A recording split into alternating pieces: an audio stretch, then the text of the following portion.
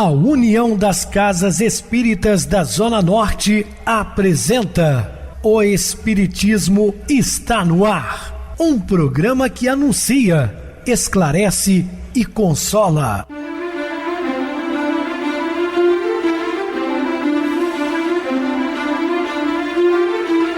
Não se turve vosso coração. Credes em Deus, credes também em mim. Na casa de meu pai há muitas moradas. Se assim não fora, eu vou-los teria dito, pois vou preparar-vos lugar. O Espiritismo está no ar. Sintonize esta frequência. Pare, pense na vida, faça perguntas.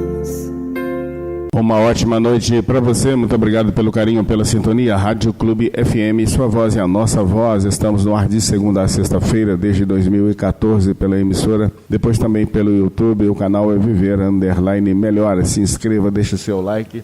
Sua opinião é sempre importante para nós. Ou acesse o YouTube, digite o Espiritismo está no ar.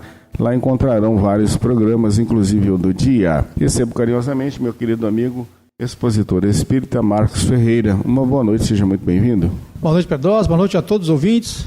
Grato mais uma vez pela oportunidade para mais uma noite de estudo. Muita paz a todos. Bem, meus irmãos, vamos falar sobre adultério e prostituição. Dúvidas? Entre em contato conosco ligando para o WhatsApp da Rádio Clube FM, 0 operadora 32 999 327758. Para falar comigo, utilize a TIM 98801 2675, o WhatsApp 98449 49, novamente 59, o e-mail, o espiritismo está no ar, @hotmail.com. Interajam conosco, façam perguntas, tirem dúvidas, podem dar sugestões ao programa. Estamos à disposição dos ouvintes. Vamos agora para aquele momento muito especial que é o nosso momento de oração. Sintonize esta frequência. O Espiritismo está no ar. Momento de oração. A gratidão é a memória do coração.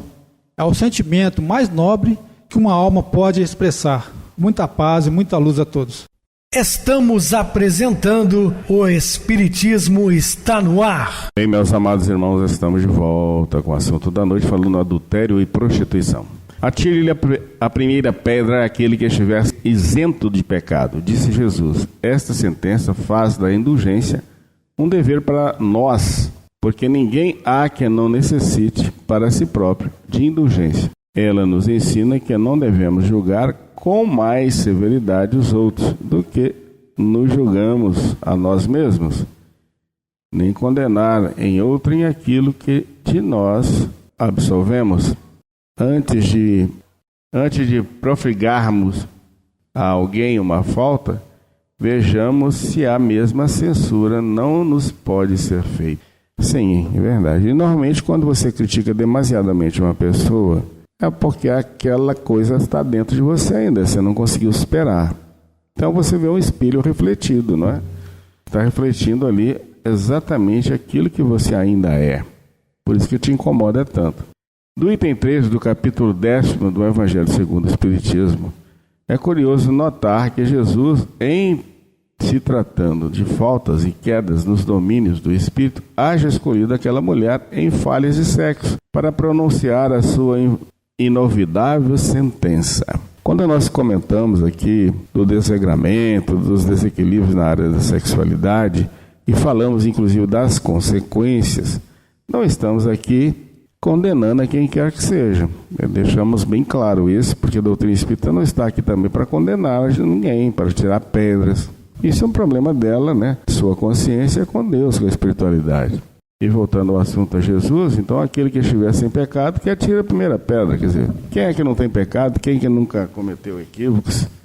Quem é totalmente perfeito? Dir-se-á que é no rol das defecções, deserções, fraquezas e delitos no mundo, os problemas afetivos se mostram de tal modo escravos no ser humano que pessoa alguma da terra haja escapado no cardume das existências consecutivas aos chamados erros do amor. Penetra em cada um de nós os excessos da alma e se consegue apresentar comportamentos irrepreensíveis no imediatismo da vida prática. Ante os dias, indaga-se com sinceridade quanto às próprias tendências. Quem não haja varado transes difíceis nas áreas do coração, no período das reencarnações, em que se encontra, investigue as próprias inclinações e anseios no campo íntimo, e em sã consciência verificará que não se acha ausente do emaranhado de conflitos que remanescem do acervo das lutas sexuais da humanidade. Basta você fazer uma introspecção, pensar, né, assim, o que eu penso sempre? Se eu estou ligado a uma série de desejos, é porque também está dentro de mim. Ou seja, já vivenciei, é muito marcante na minha pessoa. Ainda que eu não cometa, né, esses deslizes, mas ainda conservo.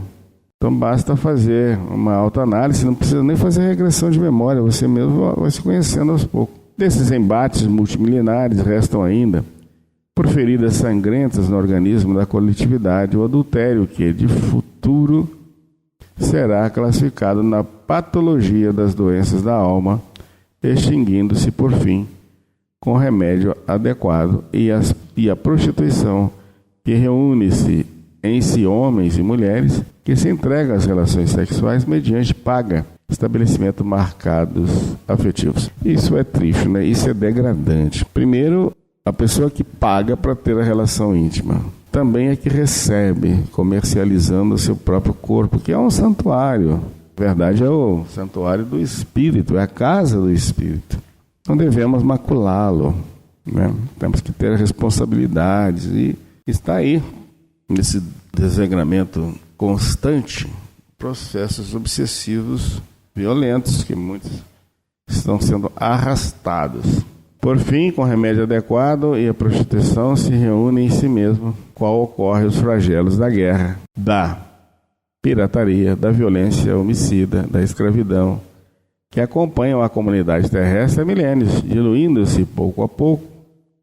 O adultério e a prostituição ainda permanecem na terra por instrumentos de prova e expiação destinados naturalmente a desaparecer na equação dos direitos do homem e da mulher, que se harmonizarão pelo mesmo peso na balança do progresso e da vida. Sabemos que no futuro isso será abolido, mas de acordo ainda com o nosso estágio evolutivo, está bem distante de sair, né?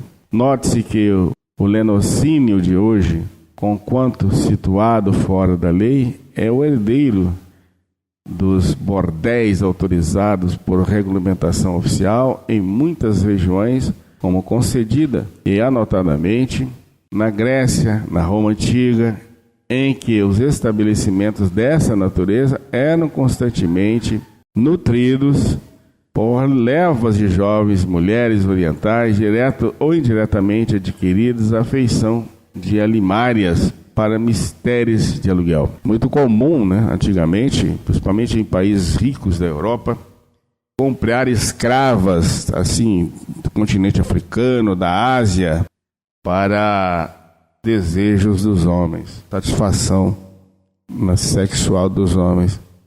Tantos foram os desvarios dos espíritos em evolução no planeta, espíritos entre os quais muitos raros de nós, os companheiros da Terra, não nos achamos incluídos. Que de certo Jesus, personalizando na mulher sofredora, a família humana, pronunciou a inesquecível sentença, convocando os homens, supostamente puros em matéria de sexualidade, a lançarem sobre a companheira infeliz a primeira pedra. Evidentemente, o mundo avança para mais elevadas condições de existência. Fenômenos de transição explodem aqui e ali, comunicando renovação. E com semelhantes ocorrências surgem para as nações os problemas da educação espiritual, para que a educação do sexo não se faça a irrisão com palavras brilhantes mascarando a licenciosidade. Então, devemos então ter consciência de tudo aquilo que praticarmos, porque nós espiritistas sabemos e estamos passando essa informação adiante. Tudo aquilo que você faz que fere o próximo está armazenando para a sua vida compromissos, que mais tarde, mais cedo, terá que responder. Quando cada criatura se for refeito por o íntimo, para que o amor se consagre por vínculo divino, muito mais de alma para alma, de corpo para corpo, com a dignidade do trabalho, do aperfeiçoamento pessoal, luzindo na presença de cada um. Então, os conceitos de adultério e prostituição se farão distanciados do cotidiano, de vez que a compreensão apaziguará o coração humano e a chamada desventura afetiva não terá razão mais de ser. Então, chegará um dia em que o homem alcançará essas virtudes pautadas no Evangelho e deixarão de cometer os adultérios, né? O celibato voluntário representa um estado de perfeição meritório aos olhos de Deus? Não. Os que assim vivem, por egoísmo, desagradam a Deus e enganam o mundo. Da parte de certas pessoas, o celibato não será um sacrifício que fazem com o fim de se votarem de modo mais completo ao serviço da humanidade? Isso é muito diferente. Eu disse por egoísmo. Todo sacrifício pessoal é meritório, quando feito para o bem. Quanto maior o sacrifício, tanto maior o mérito. Questões 698 e 699 do Livro dos Espíritos. Abstinência em matéria de sexo e celibato na vida de relação pressupõe experiências da criatura em duas faixas essenciais. A daqueles espíritos que escolhem semelhantes posições voluntariamente para burilhamento ou serviço no curso de determinada reencarnação, e a daqueles outros que se veem forçados a adotá-las por força de inibições diversas. Indubitavelmente, os que consigam abster-se da comunhão afetiva, embora possuindo em ordem todos os recursos instrumentais para se aterem ao conforto de uma existência a dois, com o fim de se fazerem mais úteis ao próximo, de certo que traçam a si mesmos escaladas mais rápidas aos cismos do aperfeiçoamento. Agindo assim, por amor, doando o corpo a serviço dos semelhantes, e por esse modo, amparando os irmãos da humanidade, através de variadas maneiras, convertem a existência sem ligações sexuais em caminho de acesso à sublimação, ambientando-se em climas diferentes de criatividade, porquanto a energia sexual neles não estancou o próprio fluxo. Essa energia simplesmente se canaliza para outros objetivos ou de natureza espiritual, e em concomitância com os que elegem conscientemente esse tipo de experiência, impondo-se duros regimes de vivência pessoal, encontramos aqueles outros, os que já renasceram no corpo físico, induzidos ou obrigados à abstinência sexual, atendendo a inibições irreversíveis ou a processos de inversão, pelos quais sanam erros do pretérito ou se recolhem a pesadas disciplinas que lhes facilitem a desincumbência de compromissos determinados em assuntos do espírito. Num ou no outro caso, identificamos aqueles que se fazem chamar, segundo os ensinamentos evangélicos, como sendo eunucos por amor do reino de Deus. Esses eunucos, porém, muito ao contrário do que geralmente se afirma, não são criaturas psicologicamente assexuadas, respirando em climas de negação da vida, conquanto abstênios da emotividade sexual voluntária ou involuntariamente, são almas vibrantes, inflamadas de sonhos e desejos, que se omitem, tanto quanto lhes é possível, comunhões afetivas para satisfazerem as obrigações de ordem espiritual a que se impõem. E prende-se daí a impossibilidade de se doarem a quaisquer tarefas de reparação ou elevação sem tentações, sofrimentos, angústias e lágrimas, e às vezes até mesmo escorregões e quedas nos domínios dos sentimentos, de vez que os impulsos do amor nelas se mantêm com imensa agudeza, predispondo-as à sede incessante de compreensão e de afeto. Entendendo-se os valores da alma por o alimento do espírito, impossível esquecer que a produção do bem e do aprimoramento se realiza à base de atrito e desgaste. A semente é segregada no solo para desvencilhar-se dos empeços que a constringem, de modo a formar o pão, e o pão, a rigor, não se completa em forno frio. A força do carro não surge sem a queima de combustível e o motor não lhe garante movimento sem aquecer-se em nível adequado. Abstinência e celibato, seja por decisão súbita do homem ou da mulher, interessados em educação dos próprios impulsos, no curso da reencarnação, seja por deliberação assumida antes do renascimento, na esfera física, em obediência a fins específicos, não contam indiferença e nem anestesia do sentimento.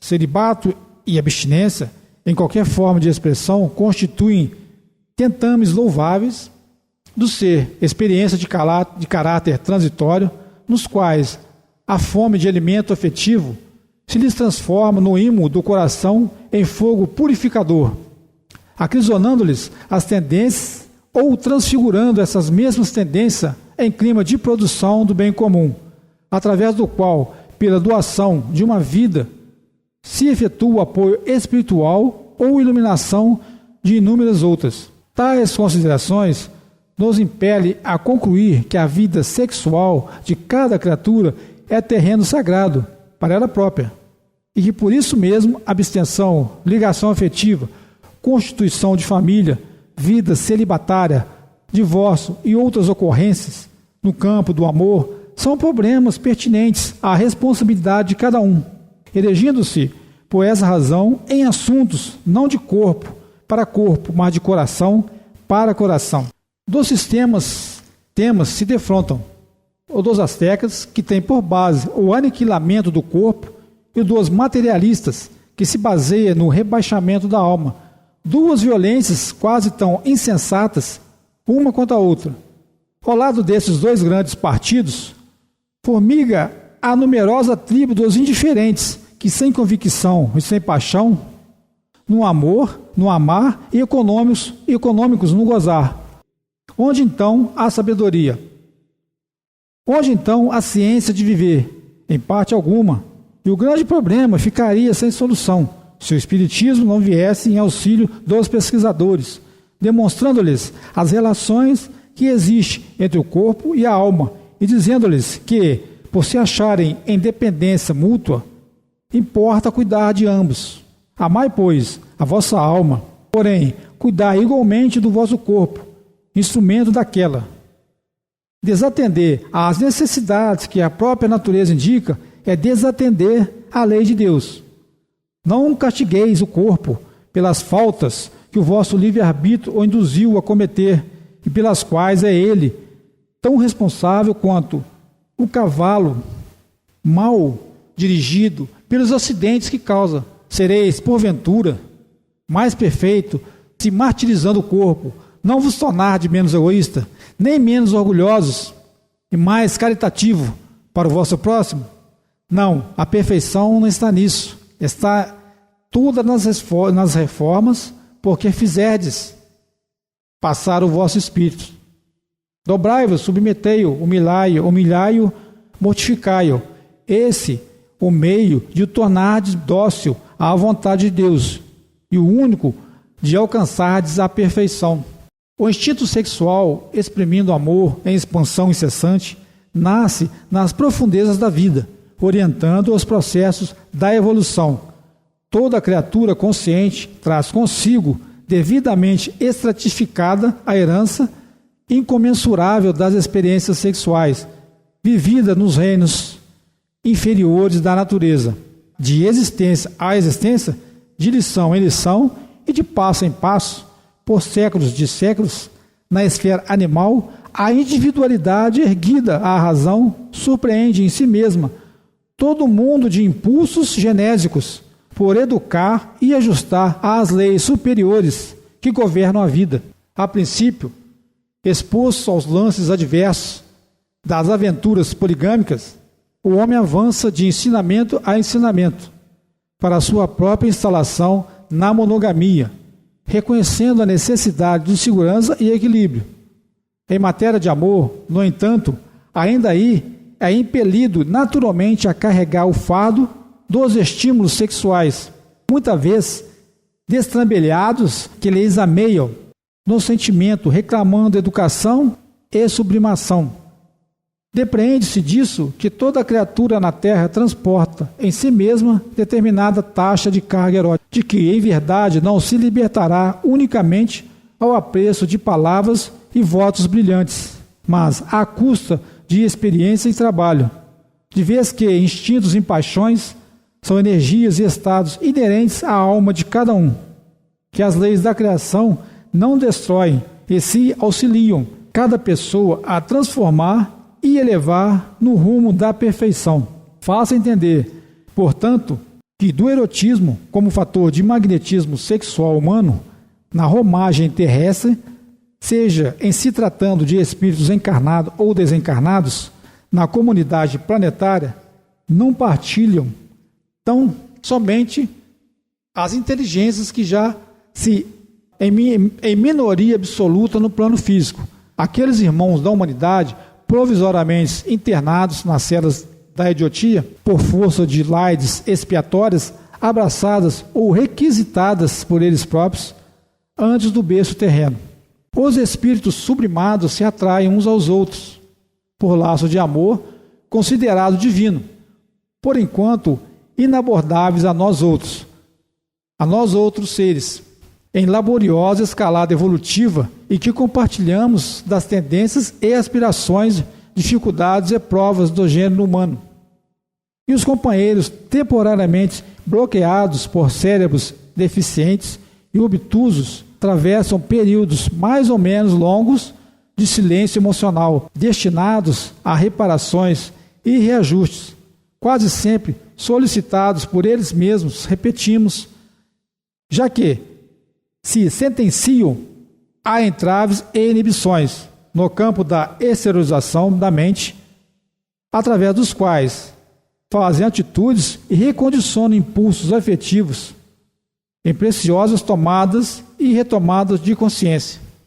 À vista do exposto, é fácil reconhecer que toda criatura humana, sempre nascida ou renascida sob o patrocínio do sexo, carrega consigo determinada carga de impulsos eróticos, que a própria criatura aprende gradativamente a orientar para o bem e a valorizar para a vida.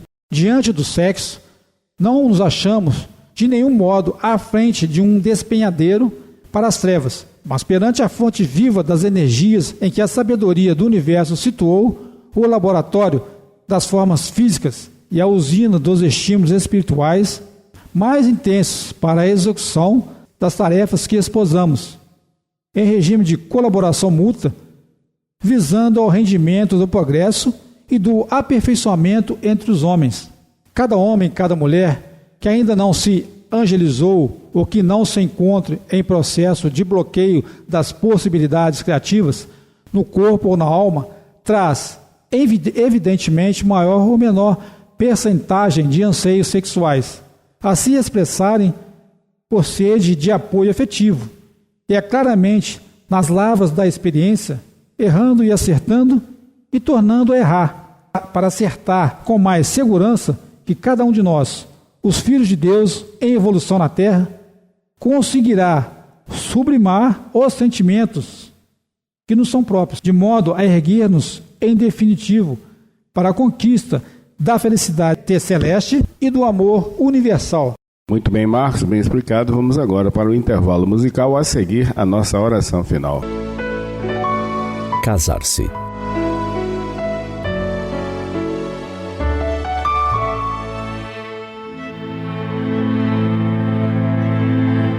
Os bons espíritos não cansam de nos repetir lições ou de nos alertar para novas reflexões em torno de assuntos que por vezes nem cogitamos.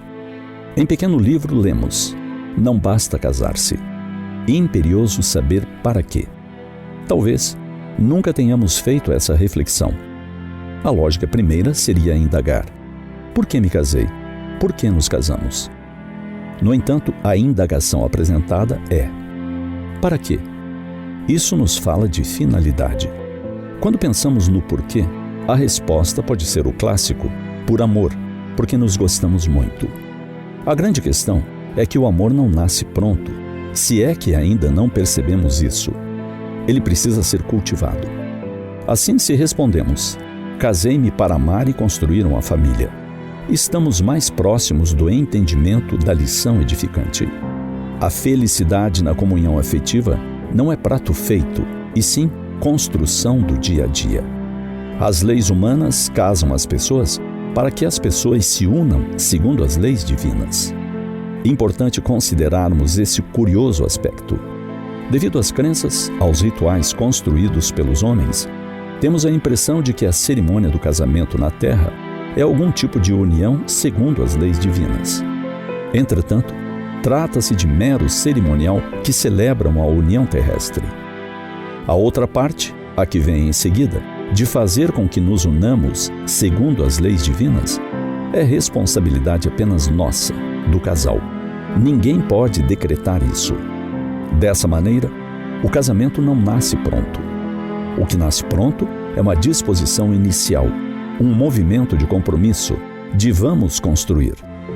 Naturalmente, a construção se faz aos poucos, de maneira contínua.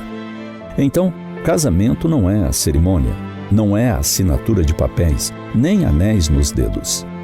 Casamento é cultivo de anos.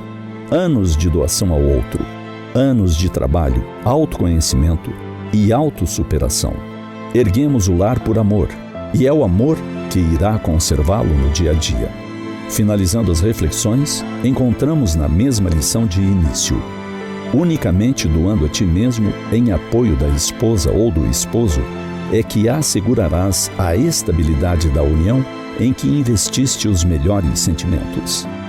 Se sabes que a tolerância e a bondade resolvem os problemas em pauta, a ti cabe o primeiro passo a fim de patenteá-las na vivência comum, garantindo a harmonia doméstica. O primeiro passo é de cada um de nós, não do outro. É na doação que sustentamos um lar. É no cultivo dessa forma tão elevada de amor ao próximo que conseguimos um ambiente de harmonia. Amor é também sacrifício. Sacrificar nossas horas, sacrificar por vezes o que nos é importante individualmente pelo bem da união. Casar-se é tarefa para todos os dias. Família é tarefa para todos os dias. O amor não nasce pronto. A paixão pode nos inebriar nos primeiros momentos, acendendo um fogo que impressiona. Mas se ela não for alimentada pelo combustível do amor, nos meses e anos seguintes, ela se apaga e desaparece. Lembremos disso. Não nos cansemos de investir no amor.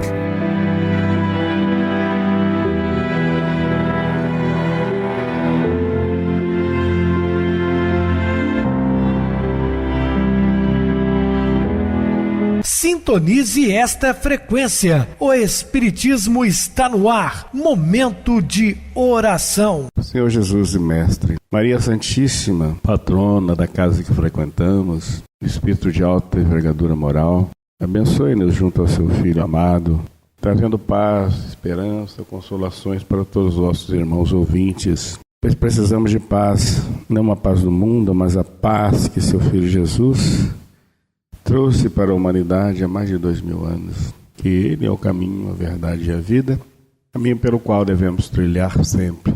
E que o Senhor nos abençoe. Meu querido irmão Marcos, suas despedidas. Boa noite, Pedrosa. Boa noite a todos os ouvintes. Grato pela oportunidade. E que possamos, meus irmãos, viver esses ensinamentos no nosso dia a dia. Muita paz e muita luz a todos. Boa noite para você, Marcos. Muito obrigado pelo apoio aqui no programa. Boa noite para amados irmãos ouvintes do YouTube, internautas do Brasil e do exterior. Nossos irmãos da Zona Norte de Juiz de Fora que nos acompanham com a rádio local 87,9 Rádio Clube FM. Continuem ligados ouvindo a nossa próxima atração, o programa Patidão com o Júlio Chico. A seguir na voz de Ailton Moreno, o Encontro Central. Boa noite a todos e até amanhã, se Deus quiser.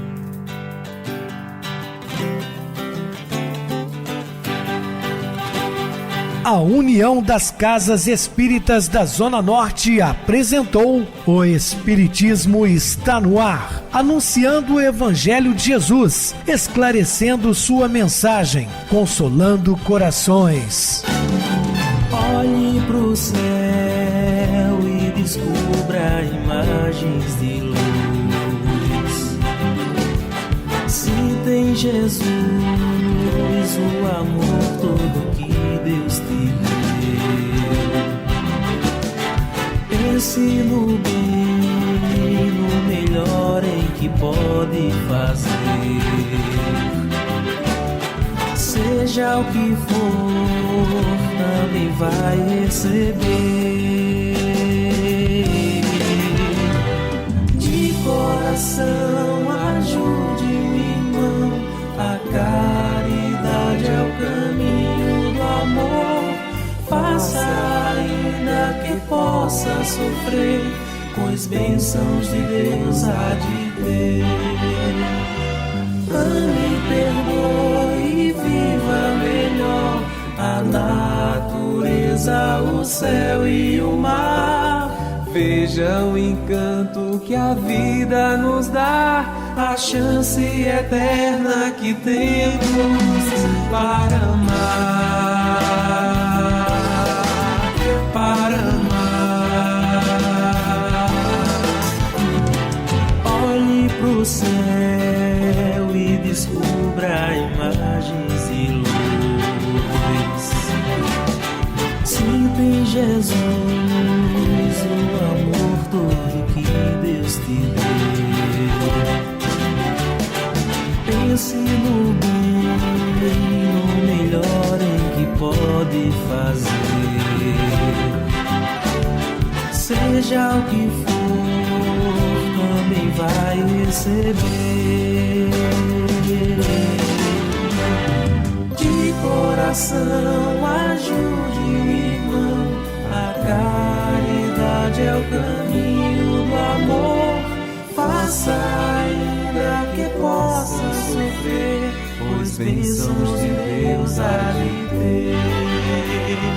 Ame, perdoe e viva melhor a natureza, o céu e o mar. Veja o encanto que a vida nos dá, a chance eterna que temos